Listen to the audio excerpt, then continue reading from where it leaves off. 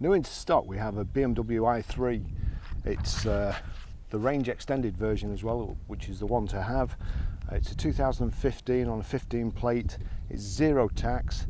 It actually says on the fuel economy figures up to 565 miles per gallon. I don't know how they work that out, but that's what it says. So fuel economy figures: urban 353, extra urban 565, and combined is 471. All that fuel economy and a 0 to 60 time of 7.9 seconds, and it really does take off fast, believe me. I've driven it before. Top speed of 93 miles per hour and 170 brake horsepower. It's Aravani grey, that's there. On the bonnet and the tailgate it's black, and on the roof it's kind of plain carbon fibre. It's a really nice colour combination. It's also got round here frozen blue accents round the badge, inside the car, and a couple of little flashes here and there. We've got, let's see, the shell is made out of lightweight carbon fibre. This is the future, I suppose. This is how cars are going to go. It's only done 47,687 miles. It's one owner, and I'm just going to take you for a ride in it now. It's also got the rapid charge preparation. Now, from what I can gather, a full charge takes up to 8 hours from your from a 3-pin plug at home. An 80% charge takes 5.5 hours. With this rapid charging preparation, you can charge it from a public access point, which a DC charger, and that takes up to an hour. It takes 40 minutes to get to an 80% charge. So if you certainly find a supermarket while you're out shopping and plug the car in while you do your shopping, you come back, it's fully charged, so you save money there.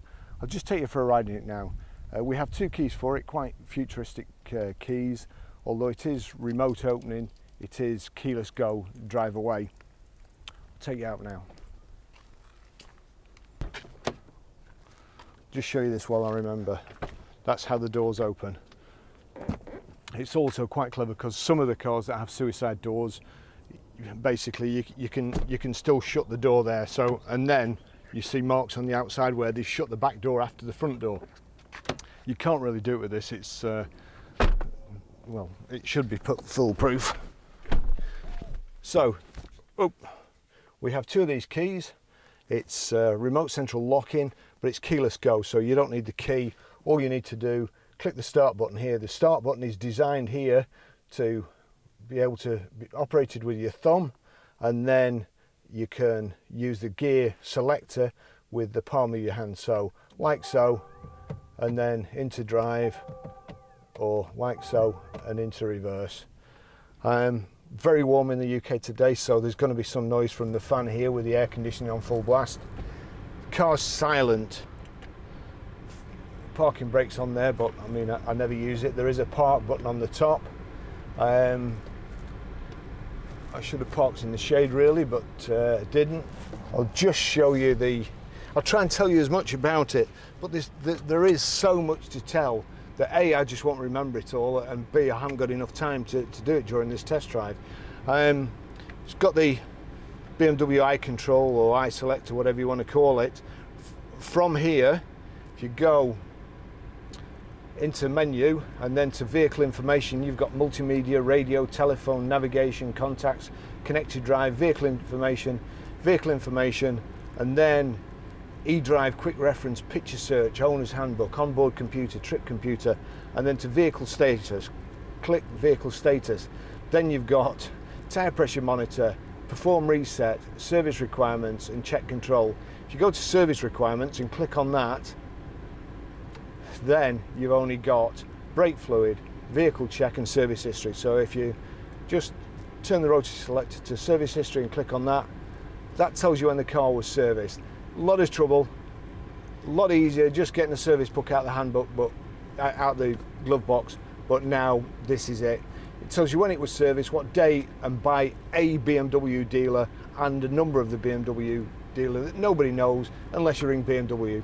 So, absolutely stupid. Anyhow, another good thing this has, which I'll show you on the go. So we're at the moment we're on electric power. So there you go. We're in reverse. Knock it forward to drive. We're off. I'll just show you. Also, we've got power folding door mirrors. The car's silent, and believe me, it sets off quick as well. I brought it back. I picked it up yesterday. Brought it back on the motorway, and it just runs away with you. 70 miles an hour is no trouble, and it will go quite a lot faster. Top speed of 93 miles an hour. So the first thing I'll do here, because we're down to 13 miles range, I've been using it all yesterday, and we've got 29 miles of petrol. This is the one with the range extender, the one that you need to have. It has a 10 litre or thereabouts fuel tank. The fuel tank is for a 650cc engine, but it's not, the engine doesn't drive the wheels, it generates electricity. So it doesn't power the car at all, except for making electricity for the car to run off. So that range extender, when the vehicle gets down to 6.5% charge, I think it is, the range extender will automatically come on. Or you can put, it has a mode called hold. Again, words fail me as to why they've not just put a button on the dashboard that says hold and you just click it. No. So you go into menu, go into settings, and then navigate to range extender there, which is the third one down. Click on range extender and then click hold state of charge. So that brings up the fuel or your range on the petrol and your range on electric. It's always best to save a little bit of electric just in case. That's what I do. So we're now on the petrol engine, which that's just charging the batteries. I can't hear it. Well, I can't hear anything for this fan, but we're ready to go. I can't hear a thing. I can't hear an engine running. And there you go, it's moving, so something's working. I'll just put that back on again. So we've got aircon, we've got heated seats, we've got cruise control, electric windows, electric door mirrors. Now just watch, this guy will think I'm racing, so I won't do it yet, but I'll do it when we get to the next bit. And just put my foot down. You will be surprised. Just put that on navigation. Now, if you put a destination into the sat nav, and like I did yesterday, they very kindly left me with 36 miles electric and 19 miles fuel, and it was a 70-mile trip. As soon as I put that in the sat nav, it immediately came up with charging points. Now, with this vehicle being fitted with the fast charging preparation, I could have gone and sat at a fuel station or whatever for 40 minutes and it being 80% charged, and I could have come home on totally electric. I'll just put my foot down now. Right, watch. We're at 60, 65, too fast. I'm slowing down now. Now, again, this, it's a kind of a different way of driving, but it's a really good way of driving. When I picked the vehicle up, the first thing I noticed was the discs were rusty. All round, the discs were rusty. And the car, I was told, was in daily use, kind of. Been stood for a little while, but not as long as the discs suggested. When I got to drive it, I understood why. As soon as you take your foot off the accelerator, the car, the kinetic energy of the car is fed back into the batteries as a charge.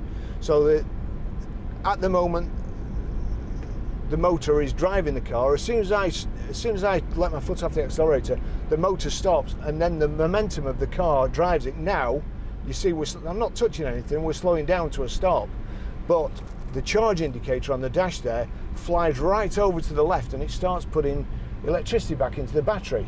So you get to know how this car drives, and it takes a very short space of time, and you never use the brakes.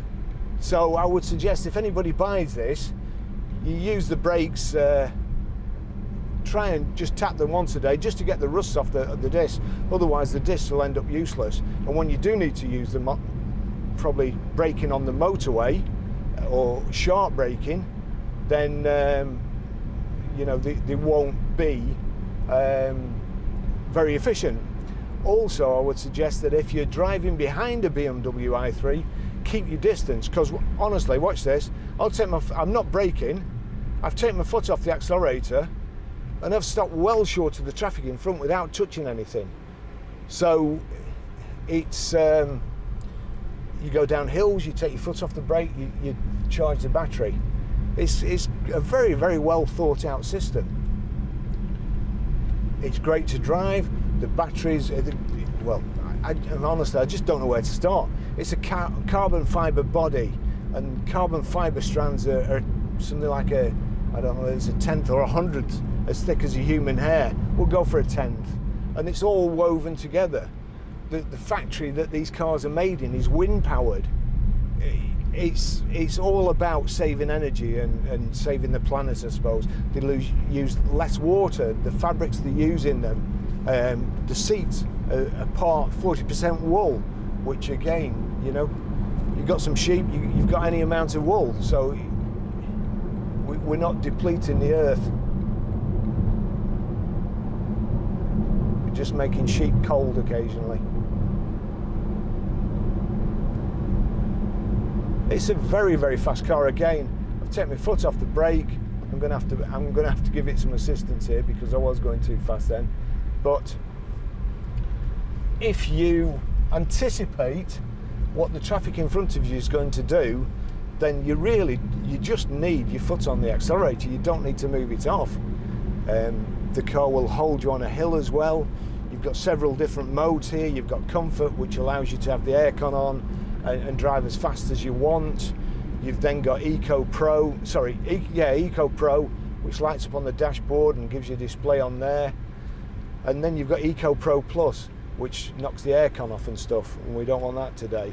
But Eco Pro will squeeze the last mile out of your electric charge. So and it will also change the sat-nav display and give you the option to take an Eco Pro route, or one that you can achieve the most miles to the gallon. We've got height and reach adjustable steering wheel here. The seats are very, very comfortable, well padded, height and reach adjustable. Your iDrive here, media, radio, menu, telephone, nav, back and option.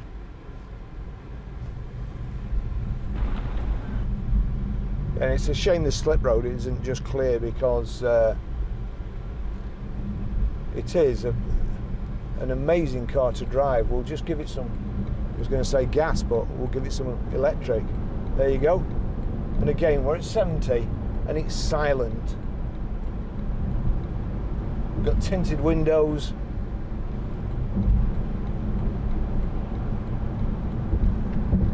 Nice sat-nav display there. You've got your digital speedo here, your mileometer. At the bottom left, your fuel, how many miles left, distance to fill up, electricity. It says 14 there.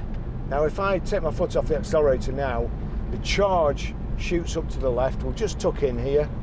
I'll have to put my foot on the accelerator now because we're slowing down too much. But it's charging the battery.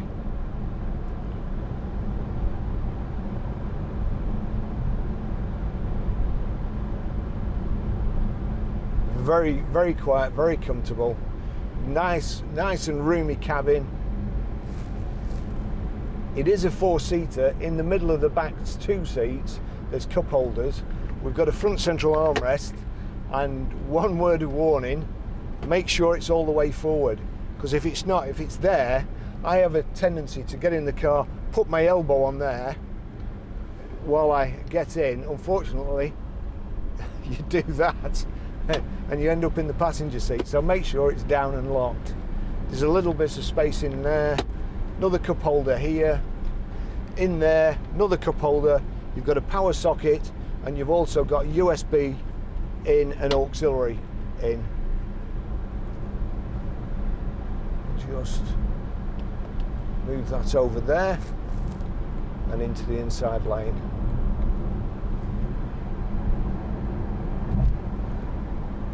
The non-range extender version of this, I think you've got about 70 miles.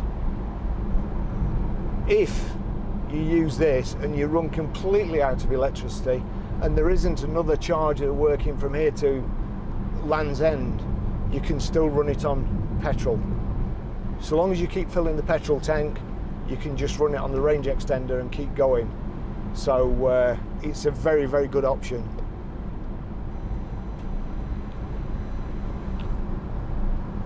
The batteries give it a low centre of gravity. It's got ISOFIX rear seats, a fair amount of boot space. This one comes with a charging lead, and it's not just a lead with a plug on it, it's a smart lead. Tells you whether it's charging, when it's charged, and make sure you've got an earth connection, which I assume is pretty important if you're charging the vehicle outside in the rain. You don't want to get fried. It's a good looking car. I have driven an i8. That's a tremendous car as well. But this 170 brake horse from an electric motor, and it's seamless. No changing gears. It's just power right from the time you touch the accelerator to the time you let off. And I'll just show you here now. We'll speed up a little bit. I'll take my foot off the accelerator, and we're slowing down there, and we're not freewheeling. The engines are actually, the motor's actually braking the car. So I would have pulled up way back there. So, I mean, ideally, you just temper it with your foot, accelerate, and as you take your foot off the brake, it starts slowing down, off completely, and that's it. We'll cover the brake because I don't want to run into this Passat. I'm not an expert yet, but it's I don't know, perhaps it gives you an interest in your driving and makes you want to get more economy. Right, let's see. Fuel computer there. 28% tells you how many watts you're using. Average speed, outside temperature and time. Indicator on the left. Never tried the cruise control. It does work because I used it yesterday. That's my camera overheating.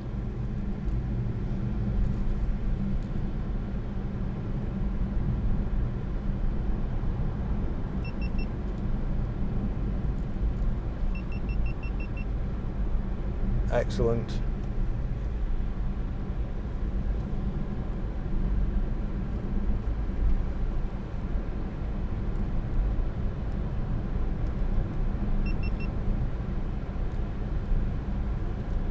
Try and get some cold air on that camera.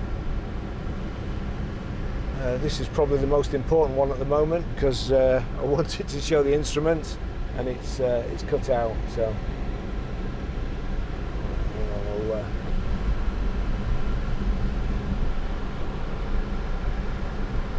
the sun's on that side.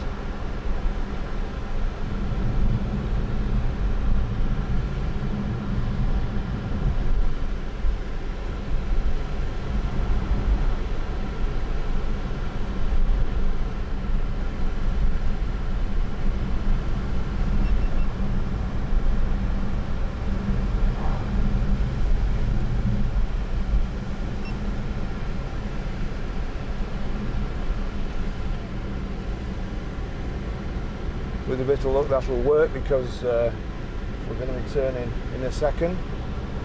It'll make it a lot more difficult for me to edit this video, but we'll see. So there you go.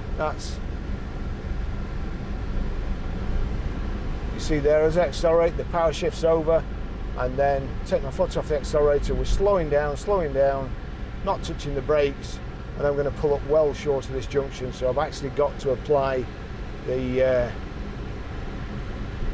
accelerator again, and again it's charging.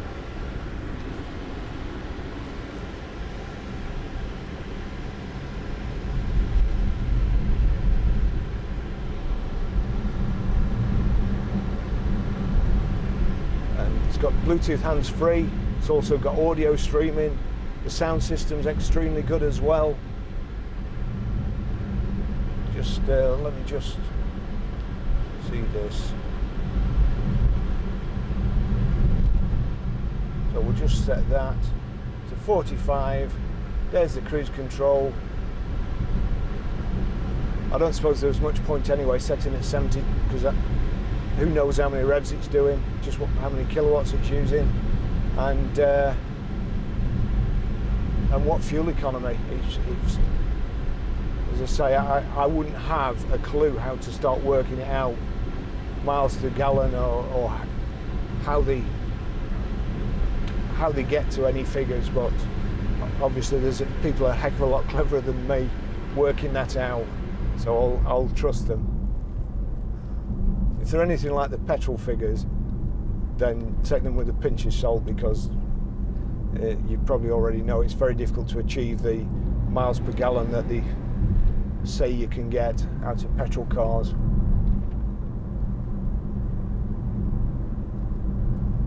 But I think the worst one on here is 350 miles per gallon, so I'd be quite pleased with that.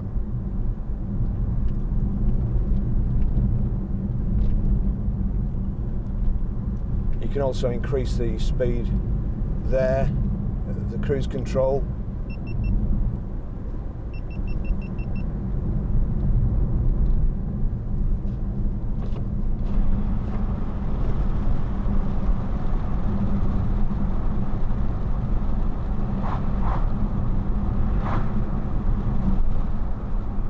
Going into a corner here, I've actually got to accelerate to get around the corner.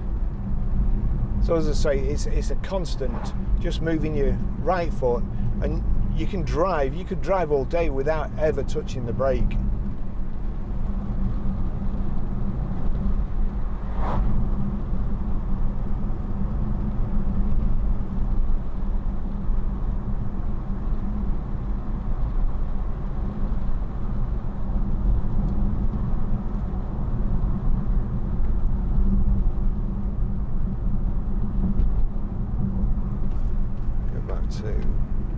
Menu, navigation, contacts, multimedia, vehicle information.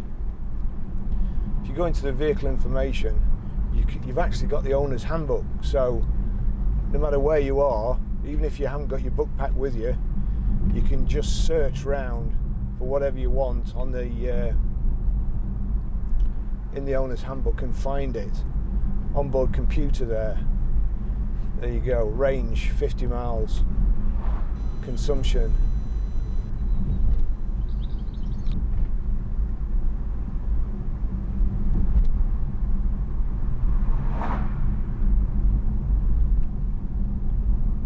Service partner details.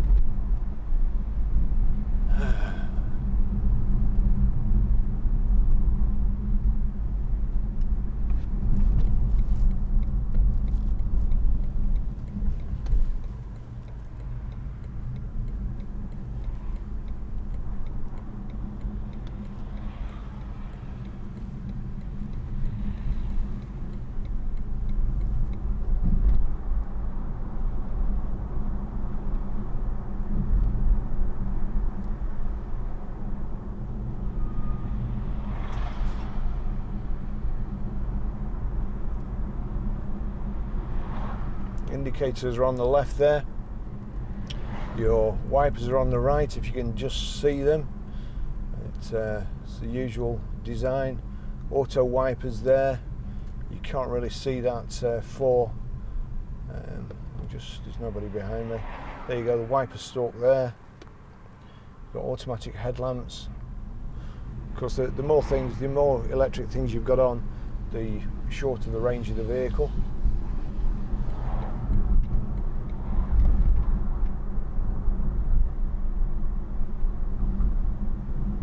There's a reasonable sized luggage compartment. Under the bonnet is where the charging lead goes. You've got a fuel flap on the front driver's side wing for petrol, and a charging point on the rear driver's side wing for the electric cable. It's nice grey material, it's nice to touch. I'm not sure about this stuff here, and on the dashboard again the material's been chosen to save energy, but it kind of looks like packing case material. Lots of carbon fibre though. You can see the carbon fibre on the sills and also the roof.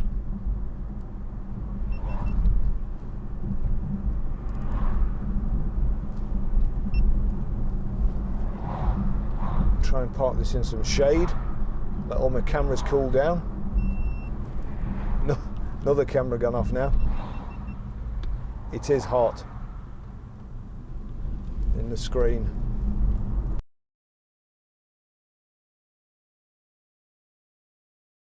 Okay, I'll just show you how to set the sat nav on this BMW i3. From any screen, from any button into nav, and then you see the screen there. If you click the selector over twice and wind it up to destination input, there we go. So I'll put us in again.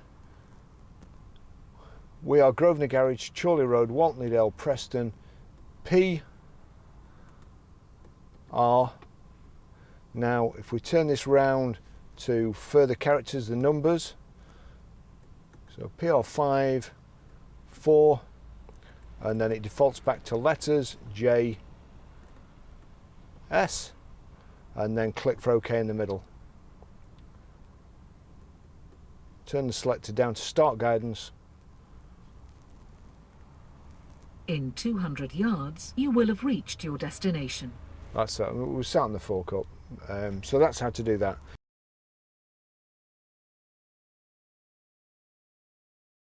Okay, I'll just show you how to delete a mobile from this system.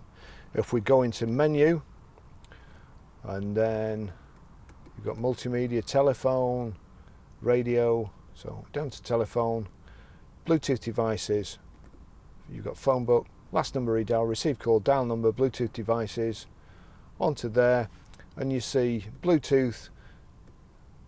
Make sure it's got a tick in Bluetooth. Down to my phone there, click on that, accept and connect or remove device. So remove device, that's it gone.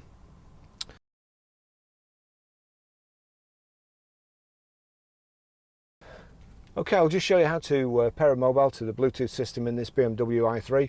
First of all, we make sure that Bluetooth is on. Bluetooth on. Then, from any screen, onto menu, navigate to telephone, click telephone, Bluetooth devices, click Bluetooth devices, add new device, and it's now looking for that BMW 48182. Click on that,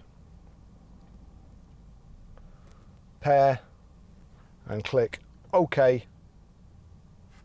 I don't want it to allow my favourites to sync, but you will. So there you go, it's connecting now, showing connected on the phone and connected on the dash. It's also got a tick here next to Bluetooth audio. That's the next thing.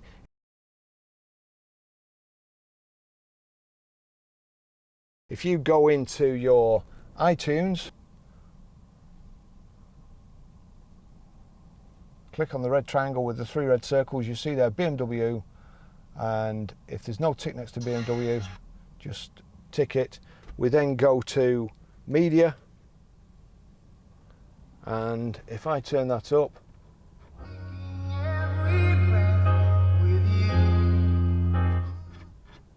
that's it.